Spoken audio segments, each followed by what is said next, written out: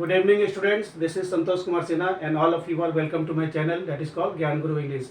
जैसा कि आप लोग जान रहे हैं कि कुछ दिन से मेरा ये जो वीडियो है अभी तक नहीं बन रहा था कि मतलब कुछ अर्जेंट काम के कारण वीडियो हम नहीं डाल पा रहे थे एकेडमिक का चाहे कंपटीशन का।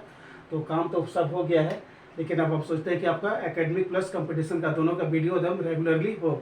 उसी को ध्यान में रखते हुए आज आपके सामने हम एसएससी लेवल का जो है ना कंपटीशन एसएससी लेवल का जो एग्जाम होने वाला है जुलाई अगस्त में, उसी का कुछ वन वर्ड सब्स्टिट्यूशन अनेक शब्दों का एक शब्द लेके आए हैं। तो चलिए उसको फटाफट देख लेंगे। और इंडिया के किसी भी एसएससी के एग्जाम्स में चाहे सीजीएल हो चाहे सीएचएसएल हो, मतलब one word substitutions, idioms of phrases, sentence improvement, sentence rearrangement पूछता है। तो उसी को देखते हुए ध्यान में आपको ये आपका वन वर्ड सब्स्टिट्यूशन है जो कि इंडिया के किसी भी इंग्लिश का जनरल कंपटीशन में पूछता है और खास करके एसएससी में तो पूछता ही है।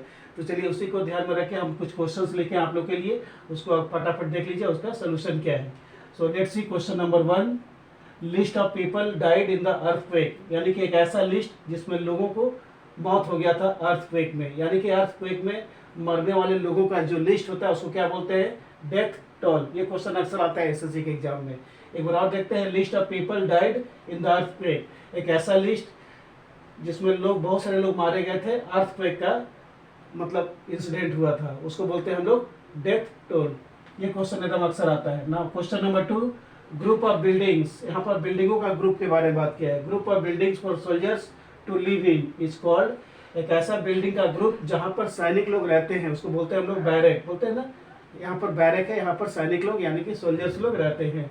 Now let's see question number 3, a person who lends money to somebody is called, एक ऐसा व्यक्ति जो दूसरों को पैसा देता है हाई रेट ऑफ इंटरेस्ट पे, उसको बोलते हैं डिबेटर। और मनी लेंडर भी इसको बोल सकते हैं आप, मनी लेंडर। इनका काम होता है हाई रेट ऑफ इंटरेस्ट पर लोगों को पैसा देना जिससे उनका काम निकल जाए, that is called money lender और you can say debater. Now let's see question number 4, something that can be described is called, एक ऐसा चीज जिसको आप डिस्क्राइब कर सकते हैं, जिसको आप वर्णन कर सकते हैं, that is called डिस्क्राइबेबल।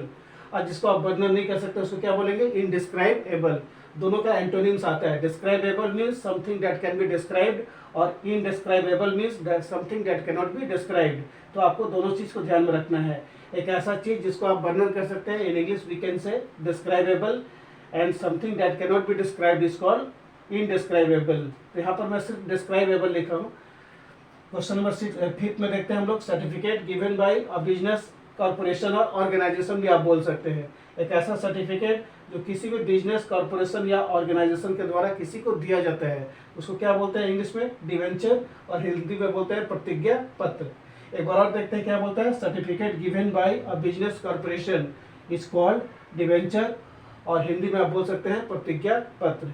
Now let's see question number 6, देखते हैं 6 में क्या बोलता है, calendar of events in order of occurrence is called, एक ऐसा कैलेंडर जो इवेंट्स का है, मतलब कोई घटना घटने का कैलेंडर जो एकदम सीक्वेंस में होता है, दैट इज कॉल्ड क्रोनोलॉजी, यानी कि क्रमबद्ध, यानी कि एकदम सीक्वेंस में कोई भी घटना घटता है।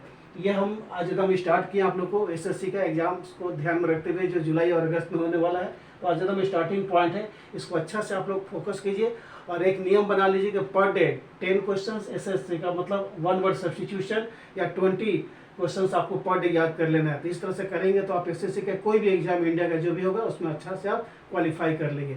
तो आज मैं सोचता हूँ इतना ही, बाकी कल हम लोग मिलते हैं। Till then good night to all of you, thank you.